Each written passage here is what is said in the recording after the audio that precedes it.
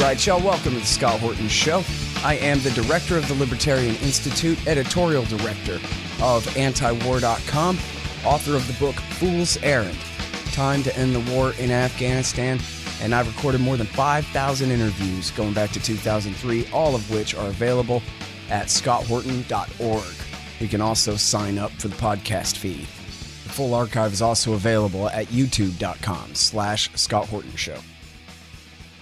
Okay, guys, on the line, I've got the great Tim Shorrock. Usually writes for The Nation, but we reprinted this one, at least here at antiwar.com. Washington hawks are softening their hard line on sanctions against North Korea. You don't say, sir. Well, it's just a few voices, but at least there's some change here and some, maybe some possibility of some flexibility towards North Korea. And I think the COVID-19 crisis all over the world is opening people's eyes to the need to, help other countries, including, humanitarian support for North Korea. Mm-hmm. So, maybe there's some small changes here.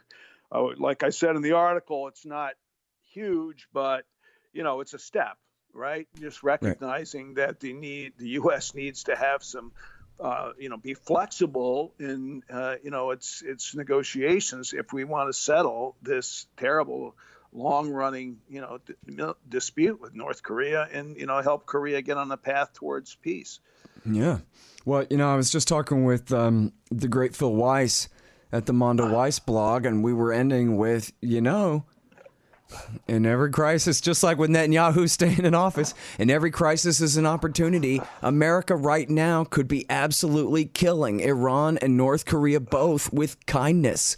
Now, we are just going to deluge you with lifted sanctions and aid and medicine and anything that we can do to help you, and we are just going to murder those old hard feelings. The past is over. It's a brand new day for this whole planet Earth. And why in the world should we have beef with North Korea? Let's just settle this right now. I totally agree. It's interesting to see. I mean, it's terrible to see. I mean, the other day, Pompeo actually said they're going to increase sanctions on Iran during this time. And Iran is suffering terribly from this COVID-19 crisis.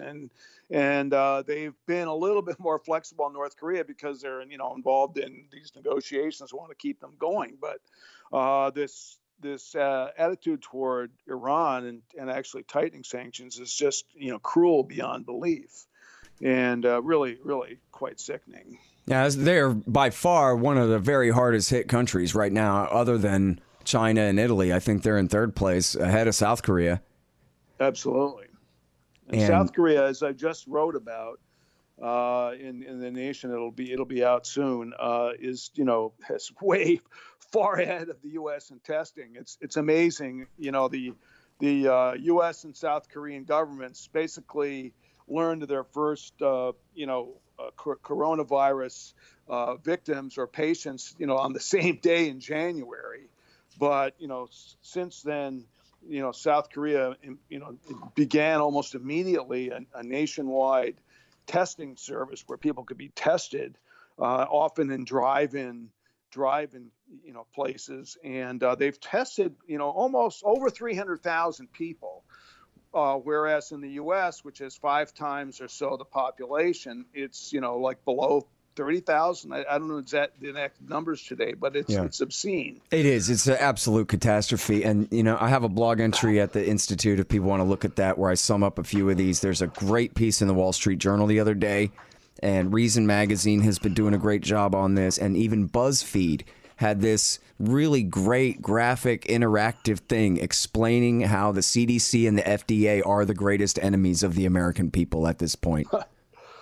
It's just and Trump. I mean, the way he's handled this and the way he's calling it the China virus and just letting those core nationalist, white nationalist supporters go after Asian people. The attacks on Asians in this country and elsewhere is abhorrent, and it's all because of this commander in chief who's such a racist. Well, and the thing is too, he had the opportunity. He said at this press conference the other day He goes, look, I'm calling it the China virus because one of their generals tried to blame it on the U.S. Army going to the games over there. You're going to blame it on us? Well, I'm going to rub your nose in it that no, you pangolin and bat-eating creeps, you're the ones and whatever. But then, which is, I'm not saying I agree with him, but I understand his point there that you're going to blame it on us. We're going to make sure everybody knows good and well where this thing came from. Fine, this is who we're dealing with, is Donald Trump. But then the lady in the audience, the reporter says to him, but there have been attacks on Chinese Americans, and kind of because of this rhetoric. So, like, could you say something about that? And he could have easily said, hey, Chinese Americans are Americans, and they didn't do this, and they're fine, and that's not what we're talking about. We're talking about those creeps over in the Politburo in Beijing. But he didn't say that. He goes, China, China, China, and he just leaves it at that when there are, I don't know how many tens of millions of Chinese Americans who, not all of whom are at risk. But as you say, on the margins, like some of these people are getting their head beat in for no reason right now. And it's not only Chinese. I mean, people don't differentiate. Yeah, that's right. Chinese, they'll go after the Sikhs over 9/11, right? Japanese.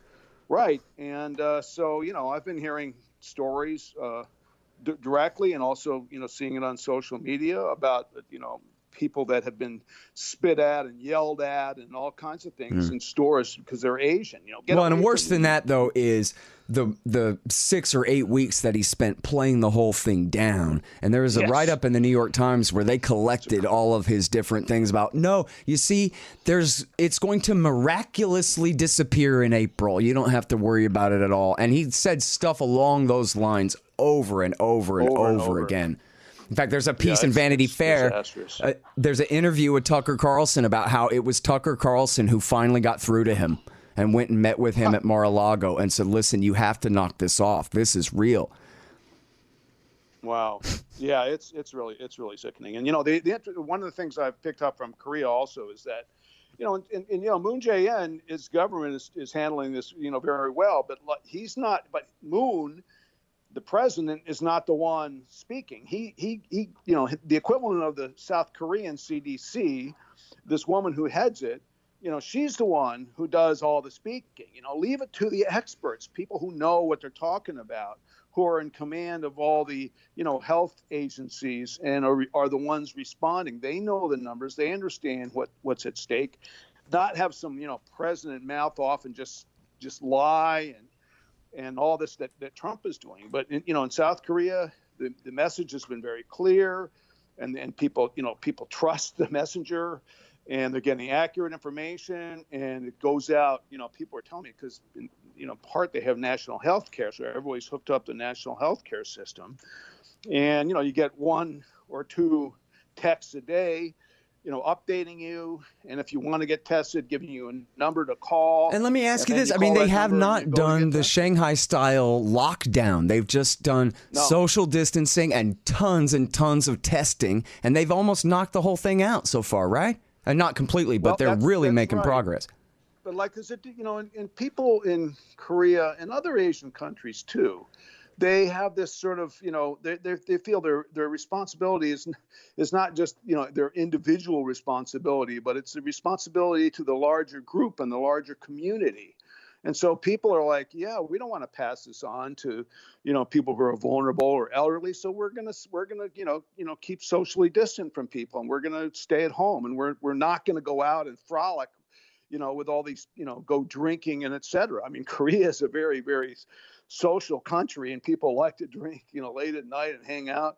But that's not happening. People are saying, yeah, we have to protect our broader community.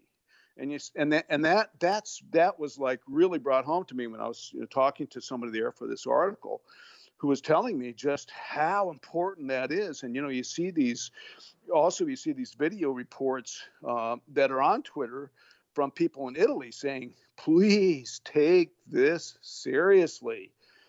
Just because you don't feel sick doesn't mean you can't pass it on. Yeah. Just because you don't have it. I mean, you saw where Biden was encouraging people to go and vote. As long as you don't have any symptoms, go vote, he said. Really stupid. Really stupid. Just but incredible. It's really serious. But getting back to North Korea, I think we don't really know the extent there. I mean, they've shut off their borders, but what I've read in some publications that follow North Korea closely is that they're taking really extensive measures, to prevent it. I mean, to prevent it from spreading, and have done pretty good on that, but there's no real statistics. I mean, I'd read a thing, though, that said that available. their border with China was open for weeks and weeks. Well, it might have been, but it's been closed for a couple of weeks now. Okay. And they've pretty much shut down any kind of cross-border trade, which is their lifeblood, right? Which I mean, they're guaranteed to lie about the extent of the outbreak, so we really have no idea how bad it might be there, right? It's a very poor country. It's not necessarily lie. They're just not that transparent. It's not transparent. And so a lot of times in these situations, it's not that they give out false information. They don't give out any information. Yeah. I guess the last I'd heard, they said, we have no cases at all. Leave us alone. I think that's what they said. But, there still is nobody's been able to come up with any real numbers. But, it's a closed society. But they are, definitely hurting for, in terms of humanitarian assistance, and they need, people are. I mean, these sanctions, especially the ones that were imposed after 2017, after the sort of fire and fury crisis back, 3 years ago, those are really hurting people, hurting ordinary people, and it's hurt. So that's where the flexibility is coming in, because as I pointed out in my article, like even a guy, this guy from the Heritage Foundation who's been a big hawk on North Korea, he was saying there's I was covering this congressional hearing on North Korea, and he was saying there's the UN sanctions, which were imposed in 2017, basically hitting them on, their coal exports and oil imports and, those sort of basic goods. And then, and those could be lifted. They haven't, those were imposed after they tested ICBMs and after they, tested one nuclear device back in whenever it was, 2016, 2017.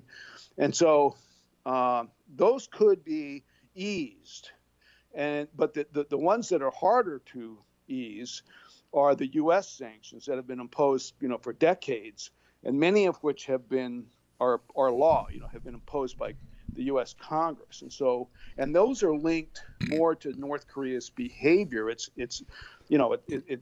human rights situation, and so it require, changes internally of the society as opposed to, stopping testing or something like that. So his proposal, what he was saying was that, the U.S. could be flexible on those UN sanctions, some more recent ones, and, the other ones might take longer to lift and they'd be much harder to lift. But the fact that someone's actually talking about that is, from the right and from the, hard line, part of U.S. foreign policy, to me, is significant. And after all, look at all of the complete, edicts by fiat that are taking place across this country right now. Forget Congress. If Donald Trump and his government decided we're not going to enforce these sanctions right now because I say so, Congress isn't going to do anything about that. They're going to remove him from office over that? No. No. Well, they're going to move him. They're not going to remove him from office for anything, obviously. Yeah. Until we get a change in Congress, but that's true. But I think that there is some even some administration people are talking somewhat differently. But the thing is, right now, I mean, the North Korean government was so pissed off at the U.S. for its real hardline stance, and more than a year ago in Hanoi, when basically they said you have to give up everything before we're going to lift any sanctions whatsoever.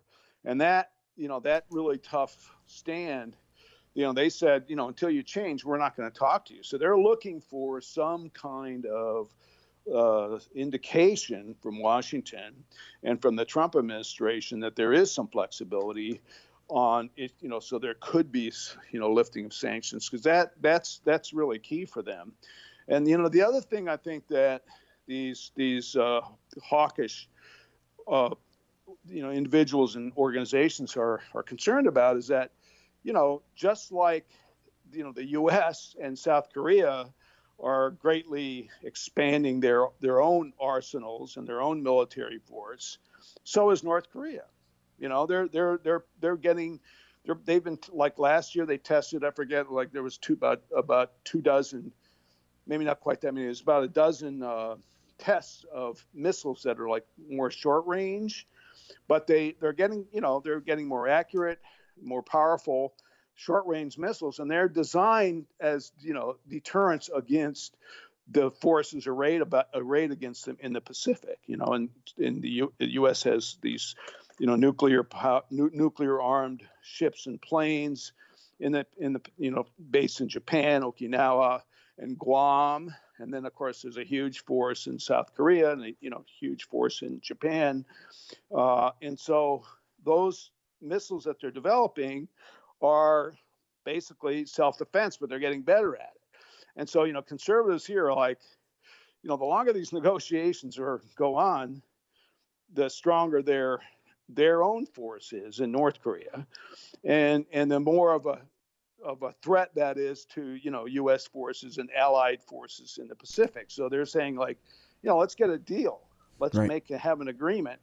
The question is, how far what that agreement can be. So, well, let me ask you about that, man. I'm a Pollyanna type over here. Tim talked me out of it. Seems to me like if they would just put nukes last and say, look, we want to just hand you a security guarantee, and a real one too, like the kind Kennedy gave to Khrushchev over Cuba. We swear to God, we're not going to invade you. We want to lift our sanctions. We want to be friends. We would like you guys to reciprocate with promises, security guarantees to South Korea, for example, some other things like that. Let's be friends like Nixon and Mao, and then we'll work on the nukes in the future.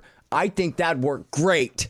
But now, what do you think? Well, that's the point. I mean, denuclearization should be the end point, right, of any kind of negotiation. So, but first you have to, make the peace, and then you have to build the trust. And this is why the North Korean side, and also South Korea, all emphasizes kind of a step-by-step process. Like, let's have a peace treaty, let's end the Korean War. Then there's that's very important right there. And so there's no longer a state of war, and then move from there to, like, allowing South and North to develop, deeper economic cooperation and collaboration, like they've been trying to do, but they've been prohibited by the sanctions. And then, it's a long process. And then if peace can be established, a peace process can be established, and there's, periods of time when that peace process deepens. And then you build that trust over time. North Korea wants, to be treated like a normal nation and have these trade restrictions lifted, join international organizations. But what they really want is a new relationship with the U.S., where, diplomatic relations. So, I don't think at the beginning, I think if they said, okay, we'll be okay with lifting this is the U.S. side. We'll be okay with lifting some sanctions in return for, you making some, giving up, like the Yongbyon nuclear facility they've been talking about, and some other weapons facilities, and then, slowly turning, doing something with their, cutting back on their production of plutonium and whatever goes into nuclear weapons. And then you do that, and then, you have a period of, okay, we've done that, and then, a period of time where you feel both sides try to keep to that interim agreement. And then over time, the threat diminishes, and then you can take the next step and the next step. So it's a long process. And I think, possibly, a lot of U.S. officials and people in the military-industrial think tanks here are beginning to realize that. But you do have an element of hawks that are still around that would prefer just to overthrow the government and have some kind of U.S.-backed regime change there, which ain't going to happen. I mean, that would lead to war. But there's still people like that in Washington. Yeah. But I think their voices are, diminishing. I don't think they're anything like they were. And then, this is a great opportunity. I mean, anything like, a global health crisis, things like this sometimes are opportunity to make a change. And like you said earlier, that would be a perfect way to expand humanitarian assistance to North Korea or Iran. Yeah. And you know what, especially with Trump, and believe me, I got many, many, many of the very same problems with Trump that you do. But the reality is, he's not a Bush, he's not a Clinton, he's not a senator. None of this stuff was his fault. It should be totally easy to say, let me tell you something. The Bushes and the Clintons and Obama, who's nothing but Hillary anyway, they ruined everything, but I'm changing course and I want to do this. He's not married to their policies. He doesn't have to be at all. Right. He is, but he doesn't have to be. Although he did bring us pretty close to war in 2017. He also went and shook hands with Kim and walked into North Korea and took some pictures too. So absolutely. I mean, I've applauded him for doing that. Right, of course. and taken a lot of heat for saying, how can you say anything good about Trump? Well, okay, that's something I support. What's right is right. Absolutely. That actually took some chutzpah, took some guts, to do that. No one had ever done that before, and that was a good thing. That's the way, to bring peace. And like every time I hear someone like Joe Biden or some of the other, former Democratic candidates, I should say, they're always saying, no, we're not going to shake the hands of that thug, and so on. Well, what about South Korea? I mean, this is, that's the only leader that North Korea has right now. Either you talk to him or you don't. Right. Well, and South Korea is essentially begging us to please let them make peace here. Right. Exactly. And it's really been tough on Moon Jae-in and his progressive government because of the inflexibility of the U.S. Because until the U.S. DPRK North Korea conflict is resolved, North and South can't move to seriously demilitarize and seriously move toward more normalization of their own relations. Right. That's I think it's really important. But absolutely. I read a thing, I forget if this was by you or somebody else, that said that, look, when Nixon went to China and met with Mao Zedong, who is the greatest mass murderer in all of history, Stalin plus Hitler equals Mao, okay? And Nixon went over there and shook hands with Mao. And when he came home, the Democratic leaders in the House and the Senate, at the Post and the Times, all praised him to high heaven. They said, we hate Richard Nixon. He's the devil himself. And they sounded just like Tim Shorrock praising Trump. When he's right, he's right. Right. And, now it's going the other way on China. You can see that. Yeah. I mean, Nixon was able to, he understood sort of the broad global dimensions and the ridiculous, whatever one thinks of Mao Zedong and his government, ignoring the fact that, that's China, not Taiwan, and just not allowing them into the UN and all this stuff is ridiculous. And, that's when it changed. But I think that, that what Nixon did, is definitely a model, as well as the way that, as you said earlier, JFK settled the Cuban Missile Crisis. Yeah. And so there are models here. So I think I think that I'm always optimistic, I guess, but it's a tough slog, and it's going to require some major shifts, I think, in American foreign policy, and also our whole structure of bases in East Asia and the whole U.S. military hegemony in that part of the world, Yeah. which is where the U.S. is really, focusing its its bases and its budget, military budget is moving toward, expanding, U.S. military forces in Asia, East Asia, Japan, South Korea, Guam, etc. Yep. So, we got a long ways to go, but, Then again, it is a there. whole new world. Everything's up for grabs. Everything's up for a Everything fresh is. change and for the better right now if we call it right. Yep. Listen, I am so grateful to you for all of your great writing on this. You're one of the most important journalists in America because of your work on this story specifically, which I already liked you anyway, but I'm just saying. And I am also incredibly grateful for all the time that you've shared with us on the show here, Tim. Appreciate it. Thank you much, Scott. I appreciate it too. All right, you Take guys. care. That is the great Tim Shorrock. He writes regularly at The Nation, and you can find this one at antiwar.com. Washington hawks are softening their hard line on sanctions against North Korea.